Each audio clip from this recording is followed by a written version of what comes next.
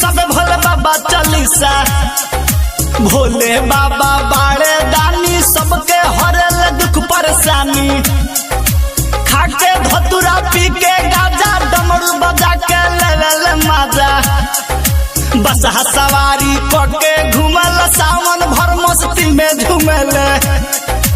पर्वत पहाड़ी करल बसेरा कहेल हमर इहे हडेरा। आगे बताई गौरो खिस्सा सुनत रही भोले बाबा चालीसा।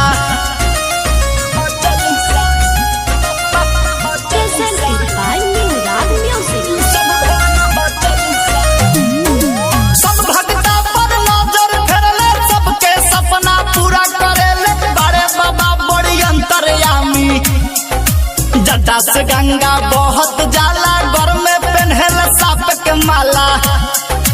देह में अपना भभूत मोलेले भूत पिचास के साथे रहेले। त्रिशूल धारी बाबा कहाले जाल धरे सब भगता जाले। आशिक भय कैले लिखाई बबुआ मुना दले सुनाई। मिथलेश नीरज इहे बखीसा पूर्ण भइल अब बाबा चालीसा। साज फिल्म रिकॉर्डिंग स्टूडियो लाला छपरा चौक।